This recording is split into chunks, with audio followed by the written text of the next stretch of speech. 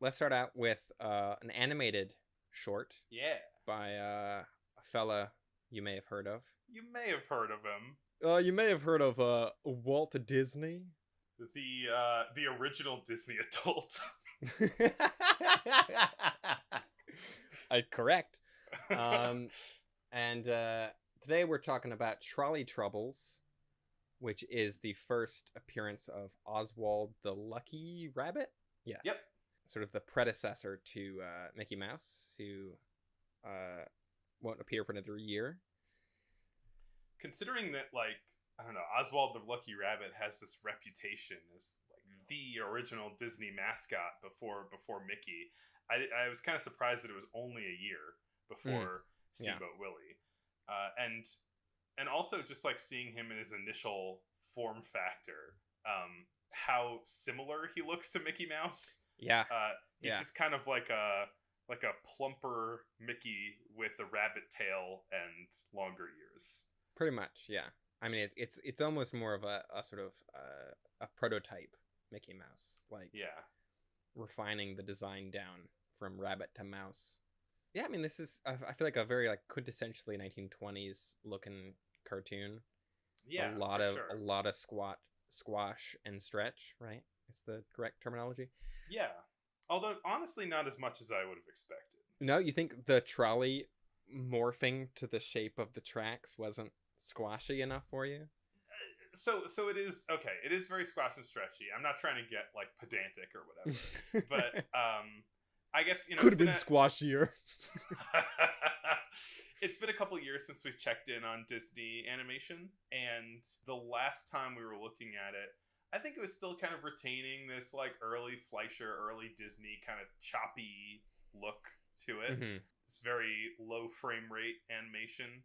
And it's interesting the way that it's kind of becoming more lush and lavish animation, where a lot of the kind of meat and potatoes stuff is very herky-jerky, but then in moments where they need to be really cartoony, they are starting to do some like much more squashy and stretchy cartooniness. Yeah. It's just not like consistently that way, I guess is what I'm saying. Right. This stuff felt more refined than the other Disney animations that we'd seen. Definitely, yeah. And there's some like cool stuff with perspective going on, I thought. Yeah. We saw in the Cinderella that shot of the dog or whatever, the guy like throwing newspapers at houses along the street, and it was this really neat kind of single point perspective shot. And we've got some similar kind of like head-on shots of things moving at the camera that create like really dynamic looks. So yeah. As far as what happens in this cartoon, I don't know. There's a trolley. It gets into troubles. There's a cow on the tracks. The tracks go all weird, ways. The cow's wearing glasses. Yeah. I don't know. It's a bunch of silly stuff happens on a trolley. Yeah. It's silly stuff. I mean, a lot of the comedy here way back when is pretty gag based, and I think that one thing that's kind of neat about this is that it is starting to do some kind of really unreal gags that could only happen in a cartoon, even though, we saw some train-based comedy last episode. Right. But this one's got like, the trolley lifting its leg up to go over a bump in the rails, or stretching out really wide to accommodate the width of the rails. It's fun.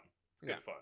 I also like, talking about animation principles, like this kind of like wind up and I forget the actual terminology for it, but there's a point where the trolley is trying to crash through the cow, and so it kind of backs up and kind of like winds up like you were a person trying to run forward, and then it slams into the cow, and the cow doesn't move at all.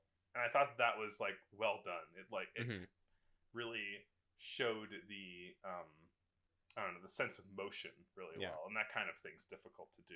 I think struck me about the Cinderella that we watched, and also this is kind of true for I think a lot of like 20s animation that I've seen, but like I guess it's somewhat ironic watching these really early Disney cartoons and how kind of mean-spirited they can be. a lot of people getting bonked and hit and like, you know, a lot of like cartoon violence, I guess. It's a classic cartoon, baby. Something about it is just like feels oddly mean-spirited for like a Disney thing, I guess. But hey, he hadn't figured out, you know, the magic of whatever. A Blandis. His brand. Yeah. Yeah.